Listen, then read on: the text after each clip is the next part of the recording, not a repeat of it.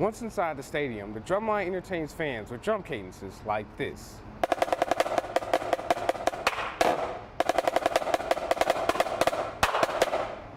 Not only do students have mixed feelings about whether or not minimum wage should be increased or not, but experts are undecided as well. Places like the Howard Baker Center for Public Policy is one of the few places that many students and faculty can go to express their opinions and freedoms peacefully. In Gatlinburg, tourism is thriving with new attractions and new technology and games like Riley, the Rubik's Cube maker. One quick and easy way to protect yourself from malicious hackers is to install security software such as Norton or AVG and run computer scans daily. Tourism is a major part for any city, but for the city of Gatlinburg, it is the source of most of their income. After the 2016 wildfires that shut down the city, the thought of recovery seemed impossible. But for Public Relations Manager for the Gatlinburg Visitors Bureau, Marcy Claude, this is when the city officials wanted to remind the public that the city will be back and better than ever. The town was only closed for 12 days. So when we reopened, everyone was, waiting and ready, and we were working very hard to send the message that Gatlinburg, as you remember it, from Ober Gatlinburg to Ripley's Aquarium, all the way out to the arts and crafts community, is all still there, and we're open for business and ready for visitors. It is estimated that the city lost close to $19 million during the first month after the fires, and a close to 37% drop in tourism revenue in December. But even with that, the city still managed to make more money in 2016 than they did the previous year. In Gatlinburg, tourism is thriving with new attractions and new technology and games like Riley, the Rubik's Cube maker. Ripley's Aquarium, the heart of the city, made it through the fire untouched thanks to what Ripley's Entertainment Regional Manager Ryan Desir calls pre-planning. Ripley's Aquarium is built like a fortress. It's built with redundant systems. We have HEPA filters in place. It really is the safest building in the city of Gatlinburg. There's no question about that. And for Marcy, the city's history is what will always bring people back. Gatlinburg is that destination that people have been coming to for generations. And so it's embedded in their memories, and they want to support us, and we just had an overwhelming response to our needs, and now the best way you can support Gatlinburg is come back for a visit. And even after the devastating fires, the strength of Gatlinburg is still soaring to new levels. Reporting with UT Today, I'm Cameron Roulette.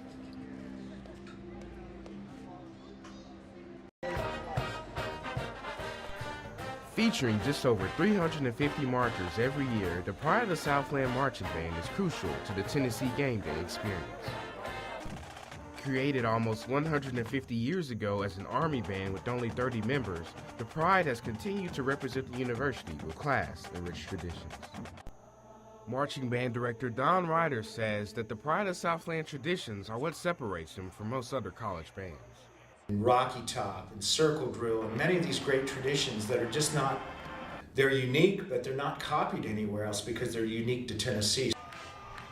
The Pride begins game day with the close to 1 mile march to the stadium while playing some of the school's songs for fans all over campus, right before stopping to play under the new pedestrian bridge for fans watching. Once inside the stadium, the drumline entertains fans with drum cadences like this.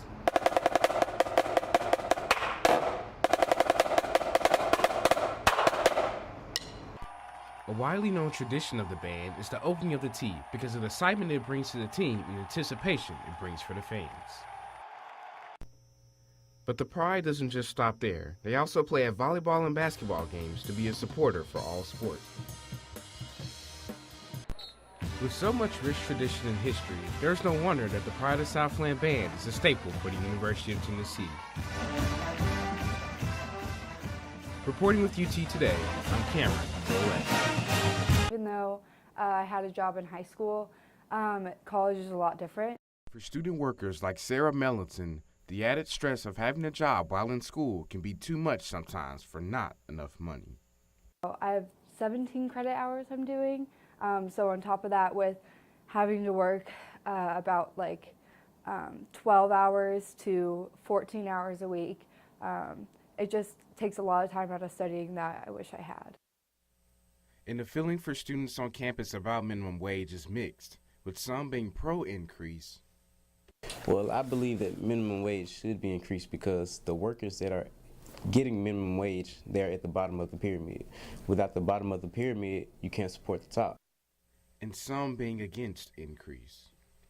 I'm against increasing minimum wage predominantly because certain service industries, particularly fast food companies, their customer service is very lackluster. Not only do students have mixed feelings about whether or not minimum wage should be increased or not, but experts are undecided as well. Dr. Matthew Murray, director of the Howard Baker Center, believes that minimum wage is a tough thing to change, and as an economist himself, he knows exactly why. So the proponents are arguing for higher minimum wage because it will benefit large numbers of workers, millions and millions of workers. The opponents of the minimum wage, on the other hand, say that a higher minimum wage is going to cause employers to lay workers off and not hire. The debate in Tennessee is still up for discussion on whether or not minimum wage should be increased. But until then, for Sarah, the struggles will still continue. I have to work a lot more than I would like to, especially like that means giving up my weekends, where as a freshman, like sometimes I would like to go and have fun, but I can't because I have to be working in order to make just enough to live off of. Whatever happens, change won't be easy. Reporting with UT Today, I'm Cameron Roulette. Welcome to another episode of Torchlight News. I'm Cameron Roulette.